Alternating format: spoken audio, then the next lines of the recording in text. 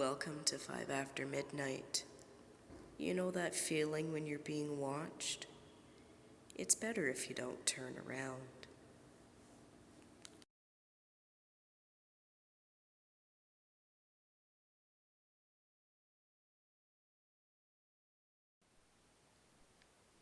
Number 1.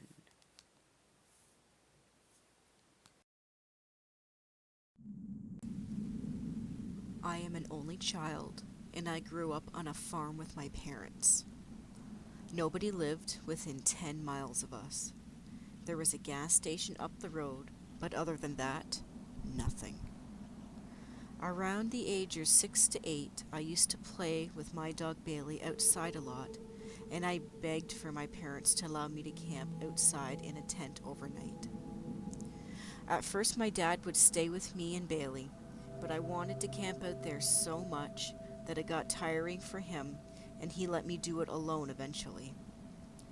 I remember many nights out in a hayfield alone with Bailey, stargazing.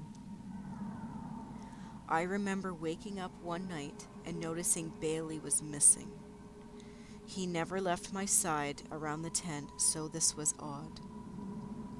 I went looking for him, and I saw him laying down alone under a tree about 30 feet from my tent. I called for him, but he didn't move. I started walking over to him while calling his name, but he just lay there motionless. As I got closer, I realized that there was another kid over there with him. The kid said, "Go, Bailey," and smacked him on his stomach. Bailey suddenly sprung up and started barking at the kid like fucking crazy. This scared the kid, who started running away. I remember yelling for him to come back because I thought he looked familiar, like a kid from my school named Ryan. All the barking and screaming woke my parents, who made me come inside. I told them about Bailey and from the kid from school, and I just remember them not believing me, and they kept asking me for the truth. As a kid, I didn't seem to grasp how unlikely it was for one of my classmates to be hanging out 10 miles in the middle of fucking nowhere with my unconscious dog under a tree. They stopped letting Bailey and me camp out. My parents tell me now that I got therapy for having bad dreams after that night. In these dreams, I would wake up in the middle of the night and sneak outside to play with Ryan. Ryan and I would go out into the woods to meet his brothers, who looked exactly like him. My parents tell me that I said in the dreams his brothers wrestled and played doctor with me and Ryan. I tell my parents to this day that I don't remember any of it, so the therapy must have worked. Well, that's bullshit. I remember everything. They weren't dreams. I never called them dreams. At least once every couple of weeks, I would wake up at night and see Ryan outside my window. I used to hope to see him there because we had so much fun sneaking out. I would try to talk to Ryan at school about it, but he got frustrated that he didn't know what I was talking about. At the time, I thought it was because he was afraid of getting caught. But looking back now, I realize he must have thought I was crazy. We moved to a different state for my dad's work around the age of 12, and I never saw Ryan or his brothers ever again.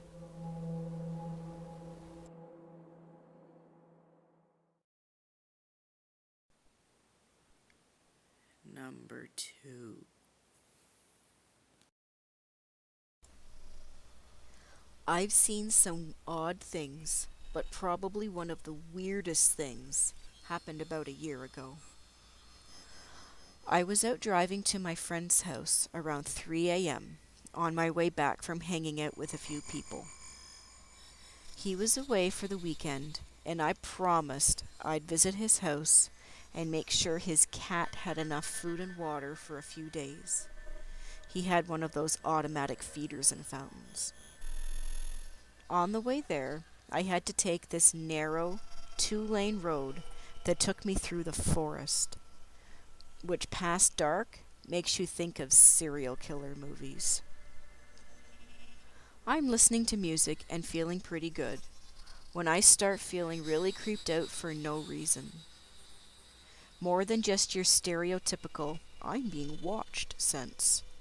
This was almost like a panic, and it came out of nowhere. It was like something was wrong, really wrong, and I had absolutely no idea what it was.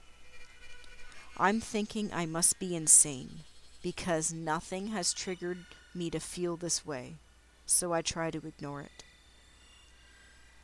A couple minutes later, and this feeling isn't going away. I'm starting to think if I had forgotten something horribly important, just trying to figure out what it was. As I'm going up this hill, the feeling starts to get really bad, and I'm starting to freak out. Just as I go over the top of the hill, I spot this car stopped dead in the road with its hazards on, and a guy standing by the open driver's door.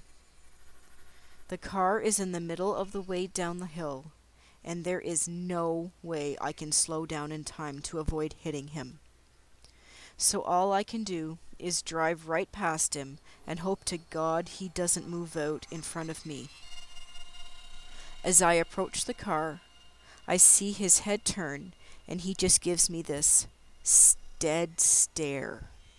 Like there was no life in this guy's eyes. No panic, no surprise as I fly past him just feet away. No, help me, I've broken down and you're the first car I've seen in hours, look. It was just lifeless. My car screams past him, and he just keeps eye contact with me, his head turning at an unnatural degree, locked onto me. I'm like, what the fuck?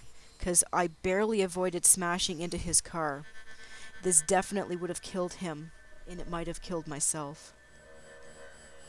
As soon as I pass him, I look in my rearview mirror, and there is nothing there. Nothing.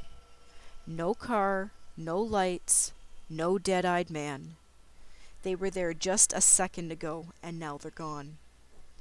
I'm in the middle of attempting to comprehend what just happened, when two cars come speeding down a hill on the other side, the one that I had just veered into seconds ago in order to avoid crashing. If I had driven by seconds later and was on the other side of the road then, I would have been in a head-on collision.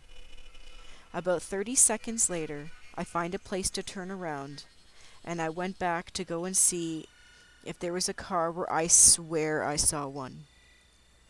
Definitely no car, definitely no man, and there wasn't room for him to make a U-turn and go the other way. No one passed me either, so it's not like I had just missed seeing him in the mirror the first time, and then he started his car in 30 seconds and kept driving. It's like he never existed.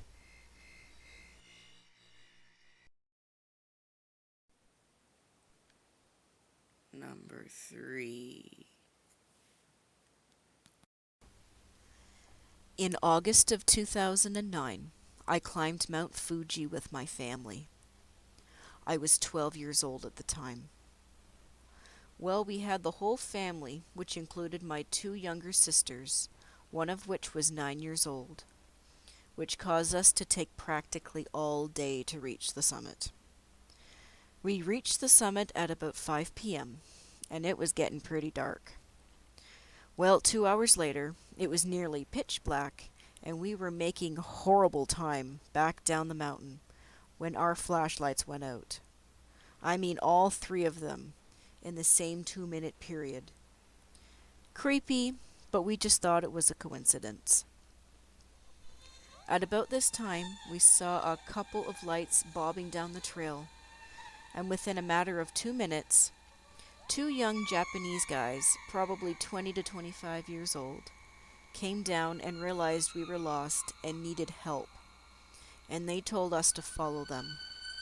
We made amazing time down the mountain and stopped at what would turned out to be 30 yards from the main trail, with lots of people somehow hidden so they could smoke. They told us to just follow the trail and we would be out, and they gave us a flashlight. My older sister and I followed them down, and they took an immediate right onto the trail. When we turned the corner, there was no one. Literally, no one was there. The closest people were about 100 feet behind us, going the other way, or about 150 feet in front of us. To this day, no one in the family has any idea what happened to them. Also, the flashlight they gave us has batteries that have yet to die. Number 4. I get chills when I think about the story I'm about to tell. I went up to Michigan one summer about 5 years ago for a week with 2 of my buddies and one of my buddies' parents. The 3 of us all slept in one room. Me and my one buddy slept against the far wall by the window in a bunk bed, and my buddy, whose lake house this was, slept in a bed in the middle of the room, and past him was a long hallway that led to the door to the main hallway, leading to the rest of the house. So it's 3 in the morning on the last night we're there. We were all going away to college very soon. So me and the guy sleeping below me are up talking. My other buddy is passed out in the middle bed because he was wasted, and the rest of us were not. Me and this guy sitting below me never got along too well. We were just sort of friends through other people, but we really connected on this trip. We were sitting up talking about life, growing up, all that stuff that sounds sort of lame, but everyone has conversations like this at big turning points in their lives. We were laying in our beds in the dark, talking for a couple hours, when we hear the other bed that our friend is sleeping in. He begins to rustle around in the bed, making these guttural, almost demonic noises. These sounds we're both hearing him make were straight out of a horror movie. We hear him sit up in bed, making these noises, and we hear his feet rest on the hard wood floor. He gets out of bed, and we hear his footsteps as he walks down the hallway, echoing throughout the hallway. And he slams the door, all while making these horrific sounds that give me chills just thinking about. My buddy and I sit there in silence, pretty creeped out, because these sounds were intensely terrifying. I roll over in bed and shine a flashlight I had on my phone towards his bed and down the hallway, and my buddy sits up in the bed in the middle of the room. He had never even woken up. My friend and I swear to this day we know exactly what happened and what we heard, and we have absolutely no way of explaining it. Our other friend has no recollection of it.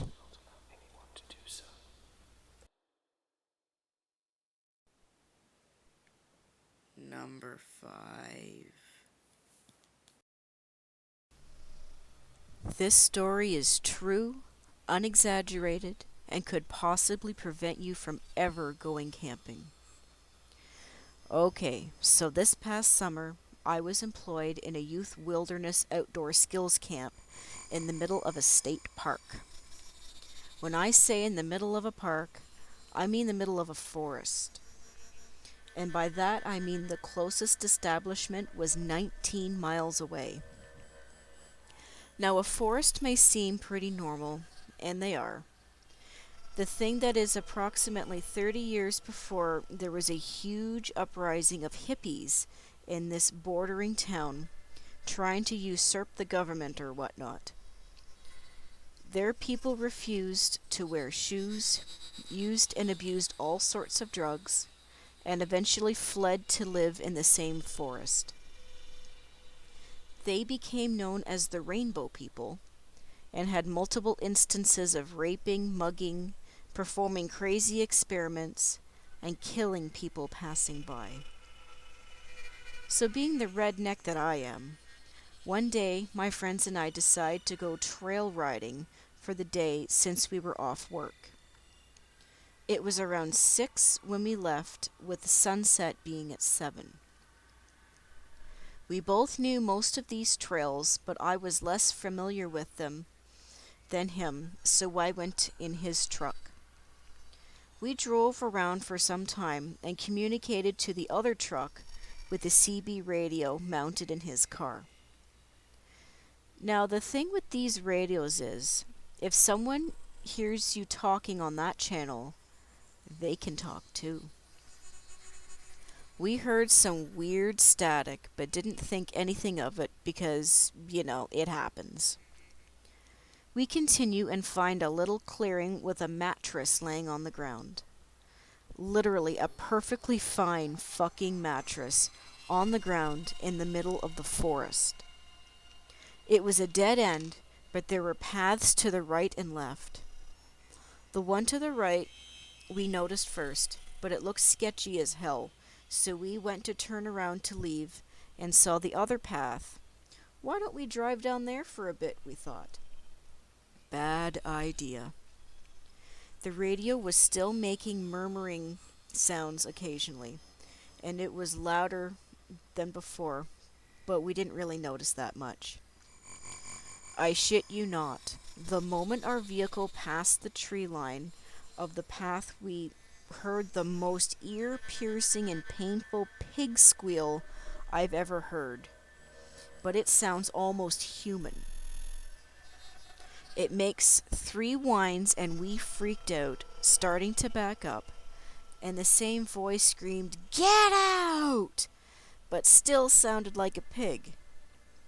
At this point, we were yelling, and the other truck had already turned around. We started to leave, and here's the kicker. We get stuck in the sand. So as we scream and yell, the voices keep making these squeals and yelling, "Get out!" And I have not, to this day, seen 3 grown men cry at once, except this time. It was horrible. We managed to get a decent distance away and pulled up next to our friend. We yelled, asking if he heard all that shit. Our radio ring turned off now, and it came through his once more. We went 95 miles per hour down the dirt trails to the nearest road. We went back to our cabins in the same forest, gathered weapons, and slept in the same cabin all together. The next day we went back with 10 people and guns. There was no mattress, there were no voices, and the trail we went down was blocked off with trees.